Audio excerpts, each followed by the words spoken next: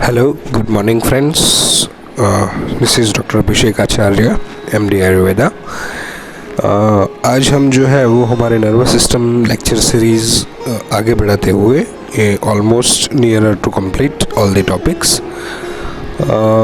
जो extra points जो add किए हैं अभी पिछले थोड़े सालों में, that is intelligent memory, physiology of intelligent and memory एंड ऐसे दो टॉपिक जो है वो ऐड किए हैं। तो उसके बारे में हम आज बात करेंगे कि कैसे intelligent and memory and motivation and learning, ये चार चीज़ें जो है वो हमारे साथ होती है एंड कैसे उसके साथ फिजियोलॉजी कनेक्टेड है।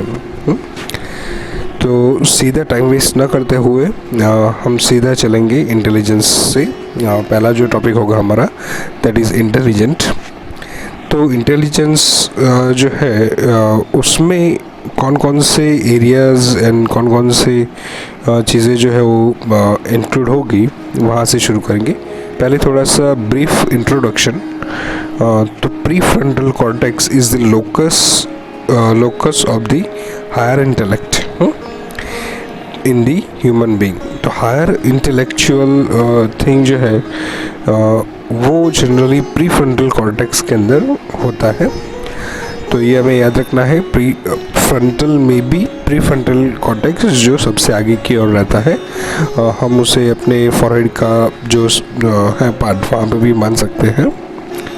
तो pre frontal cortex is the location of the higher intellect in the human being. Intellect is the main difference between the brains of monkeys and of human being। ये याद रखें, because generally all of the DNAs जो है हमारे और monkeys में वो almost match होते हैं। सिर्फ ये एक part है intellectual, वो mainly differ करता है। That's why we are mainly different from them। So there is a great prominence of the prefrontal areas in the human being। Okay, destruction of vernix area, posterior superior temporal lobe and angular gyrus region causes more harm to the intellect than the damage to the prefrontal areas। Okay, तो Wernicke's area के अंदर अगर कुछ trauma या कुछ injury होती है, या तो फिर एंगुलर गायरस के अंदर कुछ डिफ़िकल्टी होती है, देन इंटेलेक्चुअल पावर जो है हमारा वो थोड़ा सा चेंज हो जाता है। Far back is psychotic depression, neural connections between the prefrontal areas of the brain and the remainder of the brain found to give relief to the patient। Okay, तो साइकोटिक डिप्रेशन जो है वो generally intelligence को harm करता है। But these patients suffer in many ways in the remaining life। That is example for these patients lost their ability to solve complex problems। They were unable to string together sequential tasks to reach complex goals। Okay, then their social responses were often inappropriate।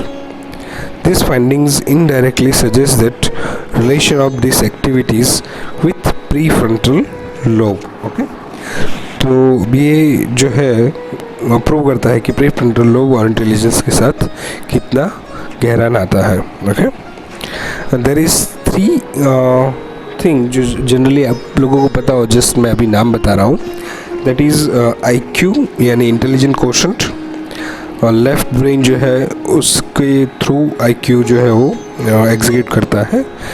SQ यानी कि spiritual intelligence, whole brain, and the EQ emotional intelligent जो है वो right brain execute करता है। तो ये तीनों क्वेश्चन जो है, या तो intelligent question, spiritual question and the emotional question, उसके लिए भी अगर हमें नापना है उसे, तो देयर इज़ अ पूरा procedure how to check your IQ, SQ and the EQ। You can find out in the net, definitely वो प्रोसीजर्स आपको मिल जाएगी वहाँ पे। Then next, prefrontal lobe has another function of elaboration of thoughts the ability of prefrontal areas to keep track of many bits of information simultaneously. Okay, तो एक साथ में कई सारी चीज़ें यानी कि मल्टीटास्किंग करना वो इंटेलिजेंस के अंदर ही आता है, एंड अगेन वो प्रीफ्रंटल लोब के थ्रू ही होता है. And to recall this information instantaneously when it is needed is called as a brain's working memory. Okay, तो पूर्वानुभूतस्य जो है इट्स कॉल्ड एज स्मृति, ऐसा आयुर्वेद में कहा है. तो सेम एज यहाँ पे भी जो इन्फॉर्मेशन है वो रिकॉल करना जल्दी से, वो प्रीफ्रंटल लोब का काम होता है. Then intelligence has been defined as the abstract thought, understanding, self-awareness, communication, reasoning, learning, having emotional knowledge, then the retaining on the planning and problem solving. ये सारे के सारे अगर आप अच्छी तरह से करते हो, यानी इंटेलिजेंस जो है वो अच्छी तरह से काम कर रहा है. यू कैन से intelligence is the most widely studied in the human but has also been observed in the animal and in plants. Okay, और अभी की सिनेरियो में एक नया जो है मशीनरी यानी टेक्नोलॉजिकल इंटेलिजेंस आ रहा है, that called as artificial intelligence, AI. The short form is the simulation of intelligence in the machine. Okay, और ये AI जो है वो आगे जाके हमारे इंटेलिजेंस को काफ़ी हैम्पर करने वाला है, बिकॉज जनरली हम उसके ऊपर डिपेंड हो जाएंगे. देन आवर प्रीफ्रंटल कॉर्टेक्स या जो एरिया है फॉर द इंटेलिजेंस, वो डेफिनेटली उसके पास काम कम होगा. तो ultimately there is a hampering of intelligence work और द इंटेलिजेंस एबिलिटी, वो धीरे धीरे डिक्रीज होना शुरू हो जाएगी. तो you can mention AI for the deprivation of the intelligence in the human being. Okay, then intelligence derived from the verb intelligere. Okay, INTELLIGERE, intelligere, which derives from the ligere, meaning to pick out or the discern. Pick out. Okay, the meaning होगा pick out, कुछ उठा लेना. तो a form of verb intellectus became the medieval technical term for the understanding. Okay, और translation for the Greek philosophical term nous, NOUS, term nous, intelligence. इसका ये जो आयुर्वेद में जैसे हम निरुक्ति करते तो वैसे ही इसका मीनिंग है. Intelligere you have to remember, and the legere, LEGERE, the meaning is pick out, उठा लेना कुछ. देन मेंटल कैपेबिलिटी कैसे हम देखेंगे. तो a general mental capability involves the ability to resolve, plan, solve the problems, think differently, comprehend complex ideas, learn quickly, and they learn from experience. Okay, it is not merely book learning, narrow academic skill, or the test taking smarts. Rather, it reflects a broader and the deeper capability for the comprehending our surroundings. Okay, तो ये mental capability कहा जाता है. And then the individuals differ from one to another, ability to understand complex ideas, to adapt effectively to the environment, to learn from the experience, to engage in various forms of the reasoning, and to overcome obstacles by taking thoughts. Okay, तो ये जो different abilities है, जैसे कि नए environment में set हो जाना, कुछ एक्सपीरियंस हो तो उससे कुछ लर्न करना, रीजनिंग से प्रॉब्लम सॉल्व करने की कोशिश करना, अगर कुछ आपके सामने कोई दिक्कत आ जाती है तो उससे बाहर निकलने के लिए सोचना. तो ये जो मेंटल एबिलिटीज़ है, मेंटल कैपेबिलिटीज़, ये जो एक्शन होते हैं उससे कहा जाता है mental capability. Now we are going for the IQ. What is the IQ? Is the approach to understand intelligence. That IQ is most accepted parameter. Okay, intelligent quotient test includes the Stanford Binet. Second one is Raven's progressive matrices. third one is Weisler Adult Intelligence Scale, and the fourth one is Kaufman Assessment Battery for Children. Okay, तो ऊपर के जो 3 test थे वो adult के लिए थे और नीचे जो है वो चिल्ड्रन के लिए है. तो मैं रिपीट कर रहा हूँ एक बार, क्योंकि आप एग्ज़ाम में ये लिख सकते हो, वाइवा में भी आप बोल सकते हो. IQ के लिए जो टेस्ट होता है, Stanford Binet first one, second one Raven's progressive matrices means MATRICES. Okay, the third one is Wechsler adult intelligence scale, Wechsler WECHSLER. okay, Weisler Adult Intelligence Scale. And the fourth for the children, Kaufman, KAUFMAN, Kaufman Assessment Battery for the Children. तो ये जो था वो IQ के बारे में था. We continue with the IQ is intelligence tests are widely used in the educational, business and the military setting due to their efficiency in predicting behavior. Intelligence is significantly correlated with the successful training and performance outcomes. And IQ is the single best predictor for the successful job performance. Okay, तो IQ is very necessary. अगर आपका IQ high होगा तो सीधा आप जो है वो प्रमोट हो सकते हो. एंड स्पेशली अगर आपको पता हो तो नासा के अंदर you have to be a certain IQ point. अगर आपने उनका जो एग्ज़ाम है IQ का, अगर वो पास कर दिया और सर्टेन पॉइंट्स अगर आपको मिले, then only you can enroll with the NASA.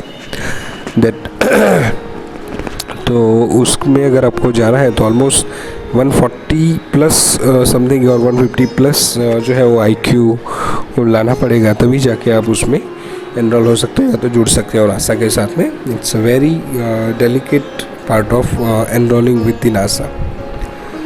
The general intelligence factor और the G, Spearman named it G for the general intelligence factor. Okay, G simple the ABCD वाला G जो होता है, it is the only जो word बोल सकते हैं G for the general intelligence factor. He interpret it as the core of human intelligence that to a larger और the smaller degree influences successes in all cognitive tasks and thereby create the positive manifold. This interpretation of G is still dominant in the psychometrics. तो psychological या तो psychiatrist के अंदर G का इस्तेमाल बहुत ज़्यादा होता है. There is a certain criteria for analysis the general intelligent factors. Okay, तो उसमें जनरली कॉग्निटिव टास्क जो है वो दिए जाता है. कॉग्निशन यानी अवेयरनेस के साथ होने वाले जो टास्क होते हैं उसे बोला जाता है कॉग्निटिव टास्क. तो कॉग्निटिव टास्क में अगर वो पास आउट होता है then it means that certain psychological condition is good और certain psychological condition is bad. ऐसे हम उसके डिसीज़ के ऊपर कई सारे जो है वो निर्णय ले सकते हैं और उसके बाद उसको सिलेक्ट करके सर्टेन डिसीज़ के अंदर ऊपर आप जो है पर्टिकुलर गाइड कर सकते हो. ओके, तो ये जो था G आपको याद रखना है, general intelligent factor. The broad abilities are fluid intelligence, okay, crystallized intelligence, quantitative reasoning, reading and writing ability, short-term memory, long-term memory storage and the retrieval, visual processing. तो ये फ्लूइड इंटेलिजेंस जो है वो उसे कहा जाता है. crystallized intelligence, quantitative reasoning, reading and the writing ability, short-term memory, long-term memory and the retrieval and visual processing. Auditory processing speed, उसके अंदर क्या होगा, processing of speed, decision, reaction time and again reacting speed. Okay, this is called as a auditory processing. And then upper one is the fluid intelligence. Then types of the intelligence के अंदर कहाँ पे और कैसे intelligent जो है वो generally काम करता है, या तो यू कैन से the different types of the work that intelligence do. First was the interpersonal relationships, वो जो है वो मेंटेन करता है. सेकंड इंट्रापर्सनल यानी खुद के साथ आप कैसे बिहेव करते हो. Visual and the special behaviour. Naturalistic यानी आप नेचर में कितना बिलीव करते हो और कैसे उसका देख रेख करते हो. Logical and the mathematical. Existential, आप यहाँ पे एग्जिस्ट क्यों करते हो. ओके, आप यहाँ पे क्यों, यू एम आई, जिस लाइक ऐसा कुछ अगर आपके अंदर क्वेश्चन उठता है, that means your intelligence working good. Musical, rhythmic, bodily, kinaesthetic यानी एक्सरसाइज वगैरह. एंड द वर्बल लिंग्विस्टिक, बोलना और सेमिनार्स वगैरह देना और वर्ड्स को अच्छी तरह से यूज़ करना. तो इतने सारे जो थे वो टाइप्स ऑफ द इंटेलिजेंस कह सकते हैं, या तो उसके फंक्शन कह सकते हैं इंटेलिजेंस के. Then multiple intelligence. There is a linguistic intelligence. Harvard Gardner mentions that is a multiple intelligence. तो वो the theory in practice book briefly about his main 7 intelligence as introduced. First one is linguistic intelligence. People high in linguistic intelligence has an affinity for the word, both spoken and written. So writer or the imaginator are definitely they are in linguistic intelligence के अंदर आएंगे. Okay. Second one is logical, that mathematical and intelligence we can say is the logical and the mathematical ability as well as scientific ability. Third one is spatial intelligence, यानी कि the ability to form a mental model of a spatial word, imaginative word we can say, to be able to maneuver or the operate using the model. यानी artist लोग जो होते हैं वो या तो कुछ ड्रॉ करने के लिए कुछ इमेजिनरी थिंग इस्तेमाल करते हैं, या जो आर्टिस्ट लोग होते हैं स्कल्पचर वगैरह वो बनाते हैं, तो उसमें भी ये इमेजिनेशन यानी कि स्पेशल इंटेलिजेंस बहुत इंपॉर्टेंट होता है. दैन म्यूज़िकल इंटेलिजेंस, नया म्यूज़िक इनोवेट करना, और rhythm, excellent pitch and may even be absolute pitch जो है रेगुलेट करना, that called as a musical intelligence. Multiple intelligence के अंदर fifth one is bodily intelligence यानी kinesthetic intelligence. You can correlate with the athlete persons. They also have that kinesthetic intelligence, it's good kinesthetic intelligence.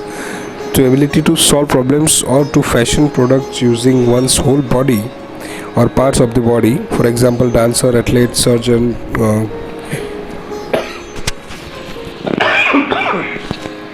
craft peoples, etc.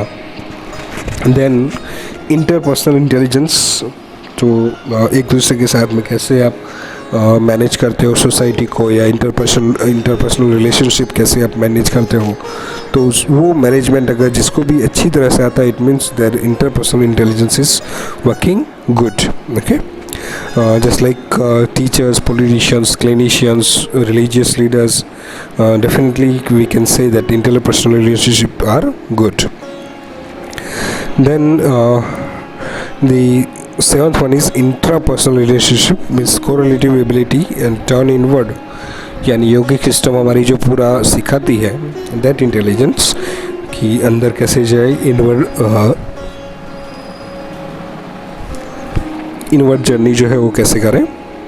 It is capacity to form an accurate veridical model of one self and to be able to use the model to operate the effectively in the life. Okay, तो खुद को कैसे change करें, कैसे सत्व गुण जो है हमारा वो बढ़ाए बाय द खान पान एंड बाय द एक्टिविटी, तो उसको जनरली हम कोरिलेट कर सकते हैं इंट्रा पर्सनल इंटेलिजेंस के साथ में. Then improving intelligence, first one is latent inhibition. Latent inhibition is related to the element of the intelligence, namely creativity and the genius. Okay. Second one is improving intelligence.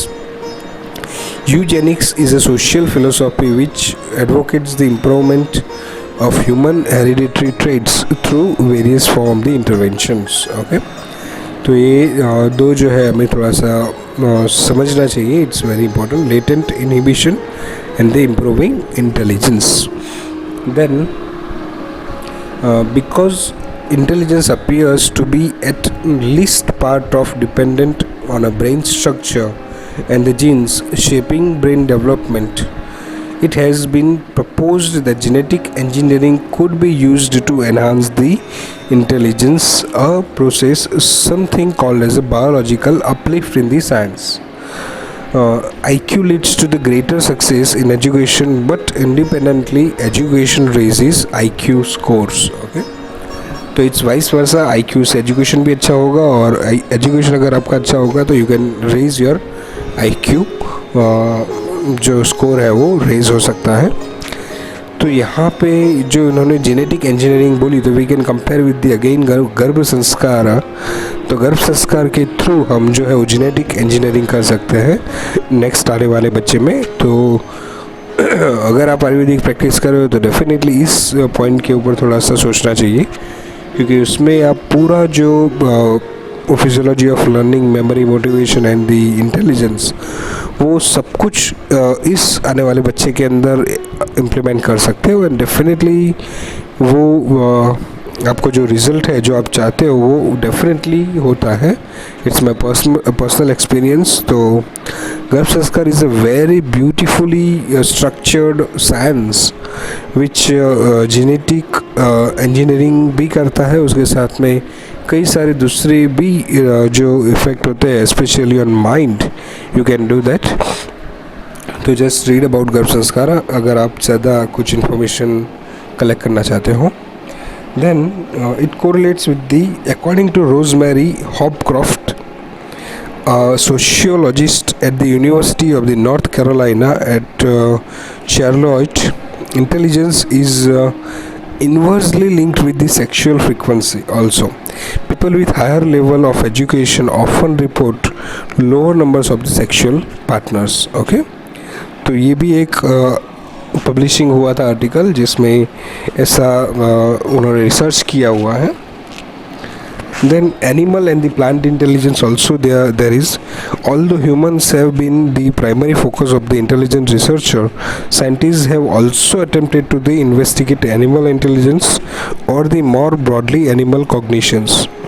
These researchers are interested in studying both the mental ability in a particular species and the comparing abilities between the species. Okay, artificial intelligence जो है is both the intelligence of machine and the branch of the computer science which aims to create it through the study and the design of the intelligent agents. तो हमें थोड़ा सा beware होना चाहिए artificial intelligence से कि हम ज़्यादा डिपेंडेंट ना हो जाए. आर्टिफिशियल इंटेलिजेंस जनरली हमारे साथ में भी ऑलरेडी शुरू हो चुकी है एज एन मोबाइल जो है, क्योंकि मोबाइल के अंदर ऑलमोस्ट आपसे ज़्यादा मेमोरी है स्पेशली, यानी आप जितना भी जानते हैं उससे भी ज़्यादा आपका मोबाइल जो है वो जानता है. तो थोड़ा सा उसको संभाल के यूज़ करना है. Information definitely you can get from that, but उसके ऊपर डिपेंडेंट नहीं हो जाना चाहिए कि आप कम्प्लीटली अपने इंटेलिजेंस जो है वो कम करते रहें. तो this point is you have to make sure AI is good for also and it's bad also. तो this is doctor Abhishek Acharya. हमने आज जो है वो artificial intelligence on the intelligence पढ़ा. अभी नेक्स्ट जो है वो मोटिवेशन के बारे में थोड़ा सा बात करेंगे. Next topic is memory. तो आयुर्वेद के अंदर स्मृति, there is a word we definitely correlate with the memory. Memory is the ability to recall past. Okay, आपके पास इंफॉर्मेशन तो है, इतना याद में रखिए. मेमोरी के और इन्फॉर्मेशन को डायरेक्टली कोरिलेशन नहीं है, इसमें ध्यान रखें कि memory is the recalling of the past और the recalling of the past memory, past experiences. Recalling is the very necessary word in the memory. ये समझना बहुत ज़रूरी है, क्योंकि इन जनरल हमारे पास all the information is available in the brain area और in the subconscious mind, but जब वो आप रिकॉल कर सकते हो then only you can say your memory is good, और अगर आप रिकॉल नहीं कर सकते then you can say that this his memory is not good. Okay, तो रिकॉलिंग वाला part is very necessary. Memory is also retention of the learned materials, जैसे मैंने ऑलरेडी बोला.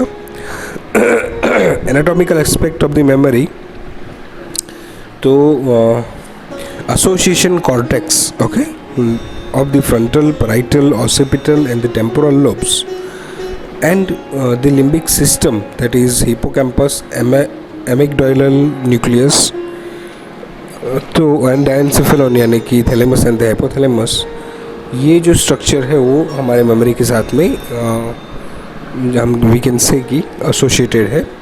तो इस स्ट्रक्चर के नाम आपको याद रखने हैं. Then the anatomical aspect, again we continue. There are two separate presynaptic terminals, primary presynaptic terminal and the facilitator terminal. When sensory terminal is stimulated with the facilitator terminal, signals remain strong for few months और the few years. Okay, तो यहाँ पे जो है वो memory कैसे form होना शुरू करती है. तो ये जो दो सिनेप्स है उसके through first attempt to restore the store the particular memory for certain months to the years. Okay, when the sensory terminal is stimulated with facilitator terminal. Okay, ये याद में रखें. Then physiology effect aspect, memory is stored in the brain by the alteration of the synaptic transmission. Through facilitation, memory storage is enhanced. This process is called as memory sensitization. Okay, definitely there is an innumerable space in the brain for the memory. But जो हम कहते हैं कि memory को improve करना है, यानी कि रिकॉलिंग प्रोसेस को इम्प्रूव करना, उसको कहा जाता है memory sensitization. Through in habituation memory storage is attenuated और decrease in the strength. This is the negative memory. Okay, तो सर्टेन हैबिट होने के बाद में और द हैबिचुएशन के अंदर जो मेमोरी स्टोरेज है वो कम हो जाता है, और इस पर्टिकुलर जो फिनोमेना है उसे बोला जाता है negative memory. Okay, types of the memory, the first one is short term memory and the second one is a long term memory. Short term memory means few days और something जो अभी recently हुआ है और आपको याद करना है, रिकॉल करना है, then you can say it's a short term memory. और कई दिनों के बाद में या मंथ्स के बाद में या ईयर्स के बाद में अगर आपको रिकॉल करना पड़े, it seems as a long-term memory. In short-term memory, number of presynaptic terminals and the size of terminals are increased. In short-term memory, number of presynaptic terminals and the size of terminals are increased. And in the long-term memory, neural circuit is reinforced by the constant activity. Memory is consolidated and the encoded. ये ध्यान में रखें. Specially hippocampus and the Papez circuit जो रहते हैं वो इस पे काम करते हैं लॉन्ग मेमोरी के ऊपर. तो लॉन्ग मेमोरी के अंदर जो है वो न्यूरल सर्किट बन जाती है and just because of constant activity and the memory is consolidated and they encoded and वो स्टोर हो जाती है for the long period. Then types of the memory उसमें ही कंटिन्यू करेंगे. तो उसमें एक जो है वो ध्यान में रखना है कि experimental studies of the memory and the learning are carried out in the sea snail you can say called as Aplysia. Okay, Aplysia there is a word. ये एग्जाम के अंदर 2 मार्क के अंदर पूछा जा सकता है, व्हाट इज एप्लाइशिया. तो study for the memory and the learning in the sea snail called as Aplysia, APLYSIA. Okay, Eric Kandel is the pioneer founder to use aplysia. Okay, chemical or molecular aspect of the memory. The memory engram is the process through which memory is facilitated and stored in the brain by structure and the biochemical. This is the memory tracer. Okay, memory engram is the process through which memory is facilitated and is stored in the brain. Okay. Stages of memory, first thing is encoding, then storage and then retrieval. Okay, पहले आप encode करते हो, then store करते हो, then उसे वापस फिर से recall करते हो. retrieval यानी recalling करना. केमिकल के अंदर जनरली जो न्यूरोट्रांसमीटर है सेरोटोनिन नाम के, वो प्ले करते हैं major role. Second one is calcium ion increases the release of serotonin, ये भी हमें याद रखना है. तो serotonin is very necessary for the memory purpose and the habituation is due to the passive closure of the calcium channel of the terminal membrane. तो habituation के अंदर पैसिव क्लोजर हो जाता है कैल्शियम चैनल का, दैट्स वाई सेरोटोनिन इंक्रीज नहीं हो पाता एंड अल्टीमेटली जो मेमोरी स्पेस है वो हमारी कम हो जाती है. Then consolidation of the memory, this process through which short term memory is converted into the long term memory. Okay, rehearsal of same information again and again accelerates the and the potentials this information processes. Okay, तो एक ही चीज़ की अगर बार बार आप repetition करते जाओगे तो वो short term memory converts into the long term memory. तो repetition is the very necessary word in this process. Okay, that process called as a consolidation in the consolidation of the memory. Long term potentiation. Okay, long term potentiation, that is LTP, is related with the memory neurotransmitter glutamate stimulate the release of the nitric oxide from the postsynaptic neurons. Okay, so nitric oxide is responsible for the induction of LTP, long term potentiation. Again, acetylcholine also plays an important role in the memory. So serotonin, calcium, then nitric oxide, then acetylcholine, ये सारे words जो आपको याद रखने हैं. Generally Alzheimer disease के बारे में आपने सुना होगा. तो अल्जाइमर डिसीज़ के अंदर certain part of brain region उसमें डिप्लीशन होना शुरू हो जाता है और वहाँ पे जो ACH है सिंथेसाइज्ड होता है, वेयर ACH इज़ सिंथेसाइज्ड. तो उस जगह पे जहाँ पे ACH सिंथेसाइज होता था वो डिप्लीशन होना शुरू हो जाता है. तो ACH की कमी की वजह से जो है वो वी कैन से कि अल्जाइमर डिसीज़ होने लगता है. That second one is nucleic acid are also related with the long term memory. Okay, nucleic acid. Then DNA and RNA store the information. DNA persists for the lifetime of this cell. Okay, DNA and RNA जो है information store करने में help करते हैं. If RNA formation is inhibited, long-term memory will not occur. Okay, तो RNA अगर inhibit हो जाता है फॉर्मेशन के अंदर, नए फॉर्म नहीं होते, then we can say there is no long term memory और the depletion of the long term memory occurs. Okay, तो RNA again depends on the protein synthesis and the relation of the protein with the memory. तो protein and the memory का सीधा relation है. अगर protein synthesis सही से होगा तो RNA सही से बनेगा एंड RNA सही से होगा तो अल्टीमेटली लॉन्ग टर्म मेमोरी हमारी जो है वो सही से बनेगी. ओके, देन क्लिनिकल सिग्निफिकेंस हमें देखना है. उसमें amnesia is the first thing clinical significance के अंदर. This is a loss of memory. Okay, anterograde amnesia the sub type occurs due to the lesion of the hippocampus. अगर lesion होता है hippocampus के अंदर तो it called as anterograde amnesia. There is a failure to generate new long term memories. पुरानी long term memory जो होती है वो ऑलरेडी ब्रेन के अंदर है and definitely we can recall, but नई जो लॉन्ग टर्म मेमोरी बनने वाली है वो बंद हो जाती है. And retrograde amnesia is there is a problem to recall past remote memories.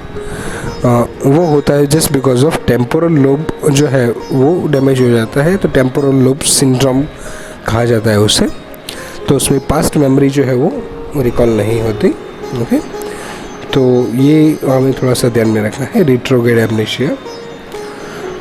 Then dementia, in addition to loss of memory, there is a progressive loss of intellect, emotions control, social behaviour and the motivation. ये generally aged people में होता है after as of 65। Dementia यानी loss of memory धीरे धीरे करके होती जाती है, प्रोग्रेसिव इंटेलेक्ट भी काम नहीं करता, इमोशनल एबिलिटी भी कम होती जाती है और सोशल बिहेवियर भी एंड मोटिवेशन भी कम होता है। Okay, then causes of amnesia and the dementia. Most common is the Alzheimer disease. Others are hydrocephalus, Parkinson disease, viral encephalitis, HIV, hypothyroidism, Cushing syndrome, alcoholic intoxication, poisoning by the high dose of the barbiturate and the heavy metals are related with the amnesia and the dementia. Then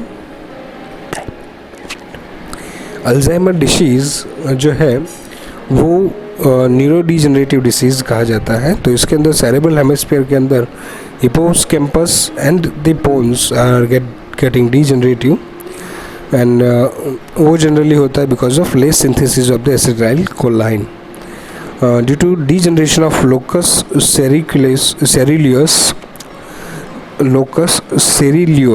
SERULEUS, synthesis of norepinephrine also decreases. Okay, तो उसकी वजह से जो है वो Alzheimer होना शुरू हो जाता है। उसके अंदर loss of recent memory, lack of thinking and judgement, ये मेन सिम्टम होते हैं। Further psychiatric features developed, motor functions are affected, patient live vegetative life without thinking power and at moment no treatment is available. ये हमें ध्यान में रखना है। We can try with the Ayurveda lots and lots of thing with Panchakarma, Basti and all. तो ये जो है अल्जाइमर के बारे में हमें थोड़ा पता होना चाहिए। Loss of memory, lack of thinking and the judgement. Okay, then इतना आज जो है हम दो चीज़ हमने पढ़ी।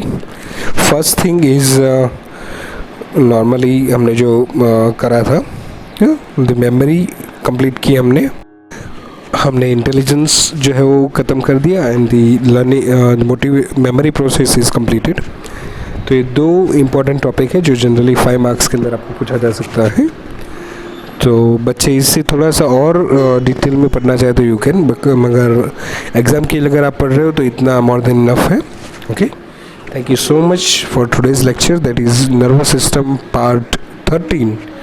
आगे हम 14 के अंदर लर्निंग प्रोसेस एंड मोटिवेशन पढ़ेंगे। Thank you so much for the calm listening. This is doctor Abhishek Acharya.